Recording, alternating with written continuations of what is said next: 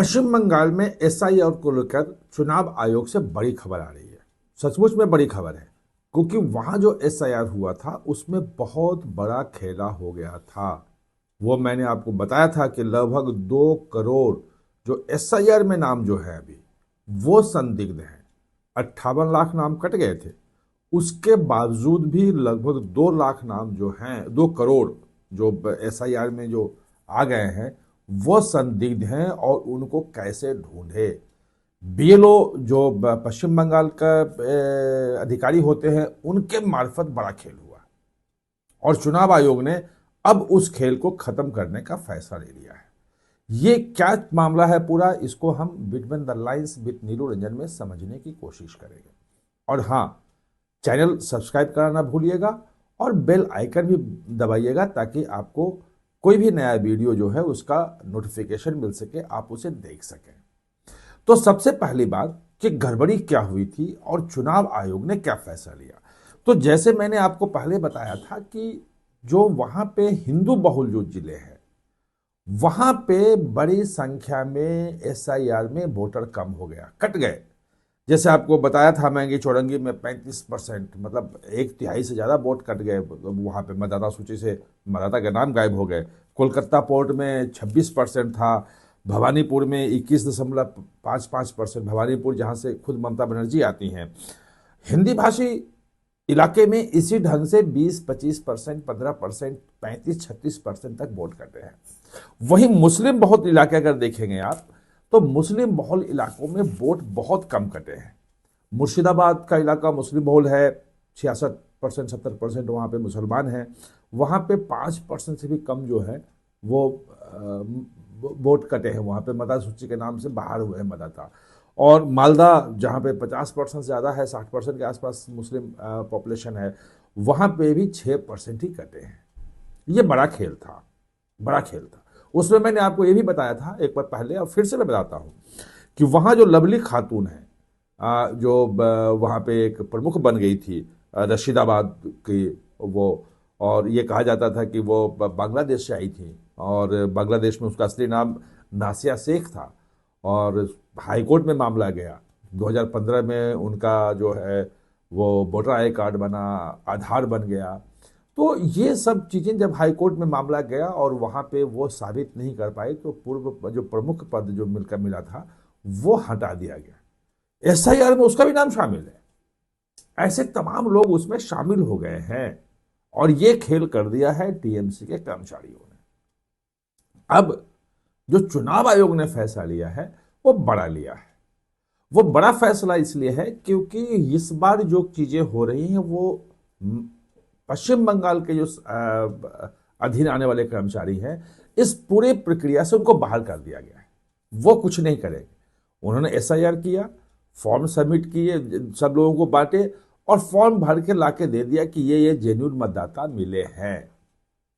अब वो जेन्युइन है या नहीं है, उनके ऊपर जो संदेह है उसकी जांच जो है उसके बाद जेन्युइन जो घोषित करना है उस प्रक्रिया से वो बाहर रहेंगे। चुनाव आयोग ने वहां पे माइक्रो ऑब्जर्वर नियुक्त करने का फैसला किया है। माइक्रो ऑब्जर्वर, भाई जून से एसआईआर की प्रक्रिया चल रही है, आपने पहली बार माइक्रो ऑब्जर्वर का नाम सुना होगा। यह पश्चिम बंगाल के लिए है। और माइक्रो ऑब्जर्वर जो होगा वो माइक्रो लेवल पे यानी कि निचले लेवल बूथ स्तर पे भी जाकर के वो देखेगा कि मतदाता सूची में जो नाम शामिल किए गए हैं उसके डॉक्यूमेंट्स हैं या नहीं हैं, प्रॉपर में वो नाम है या नहीं है।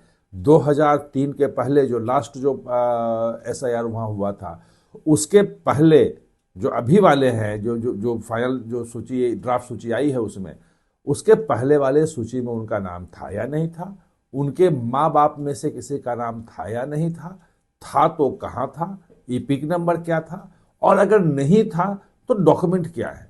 मैंने आपको विस्तार से बताया था कि कैसे वहां पे अलग अलग ढंग से खेल हो रहा है। उस खेल में यह था कि लाखों, कई लाख संख्या में ये मतदाता हमारे सामने आ गए थे जिनका मतलब 80 साल 45 साल से अधिक उम्र के 45 साल से अधिक उम्र के लगभग 12 लाख लोग हैं जो फर्स्ट टाइम वोटर बने हैं। फर्स्ट टाइम वोटर मतलब आप 45 साल के से अधिक उम्र हो गया, 60 हो गया, 65 हो गया, 70 हो गया, आज तक वोट नहीं डाला, अब कह रहे हैं कि मैं यहाँ का वोटर हूँ। उनका पूरा चेक होना जरूरी है कि भाई वो कैसे हैं। और एसआईआर में अगर वहाँ के लोकल जो बीएलओ ने नाम शामिल कर दिया है तो क्या सचमुच में देखा या नहीं देखा है, क्योंकि ये बड़ा खेल है। ऐसे ही मतलब 15 साल से कम उम्र के जो है, मतलब बाप और बेटे की उम्र के अंतर जो है वो 10 साल और 12 साल भी है। 15 साल से कम उम्र के अंतर वाले ऐसे जो हैं वो लगभग 9 लाख के आसपास मतदाता है। ये उदाहरण, चुनिंदा उदाहरण दे रहा हूं मैं। जो माता और पिता के बीच में उम्र का जो अंतर है कि बाप का उम्र लिखा दिया 50 साल, मतलब 70 साल, और माँ का उम्र लिखाया 20 साल और खुद है 18 साल के, तो ऐसा कैसे हो सकता है? ये जो 50 साल से ज्यादा का अंतर माता पिता के उम्र वाला है, ये भी लाखों में है वहां।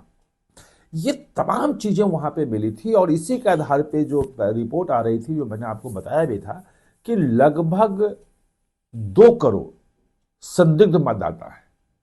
उनको ढूंढने की जिम्मेवारी जो है वो बीएलओ ने, क्योंकि बीएलओ ने शामिल कर दिया।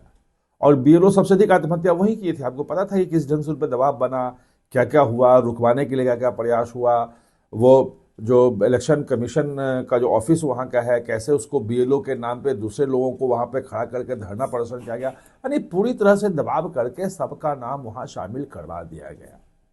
लेकिन वो रहेगा नहीं। इस बार जो चुनाव आयोग ने फैसला किया है वो ये कहा है कि राज्य सरकार का कोई अधिकारी इसमें माइक्रो ऑब्जर्वर नहीं होगा, बाहर का होगा। बाहर कहाँ का होगा? केंद्र सरकार का कर्मचारी होगा, अधिकारी होगा। पोस्ट ऑफिस का हो सकता है, वो किसी और डिपार्टमेंट केंद्र का हो सकता है, कोई पीएसयू है, अगर बैंक में भी अगर कोई काम कर रहा है, सरकारी जो पीएसयू बैंक है सरकारी क्षेत्र के, मान लिया कि स्टेट बैंक ऑफ इंडिया में है, बैंक ऑफ बड़ौदा में है, कहीं भी काम कर रहा है, तो उसको नियुक्त किया जाएगा कि माइक्रो ऑब्जर्वर बन के जाइए और पूरा डिटेल देखिए कि क्या क्या चीजें हैं और सही में भरा गया है नहीं भरा गया है। अगर उसमें फ्लैग हुआ कि भाई ये गलत है, इसमें होना चाहिए, तो फिर बाद में उनकी सुनवाई होगी, सारे दस्तावेज देना पड़ेगा।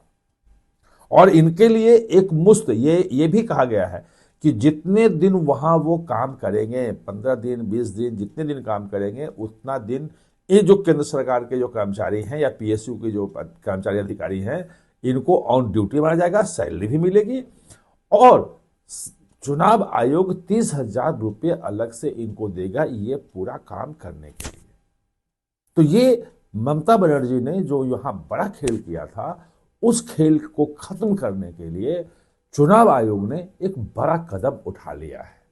आप हमारे साथ जुड़े, इसके लिए बहुत बहुत धन्यवाद। और हाँ, चैनल को सब्सक्राइब करना ना भूलें, इसका बेल आइकन दबाएं ताकि नया वीडियो कोई भी आए तो उसका नोटिफिकेशन समय पे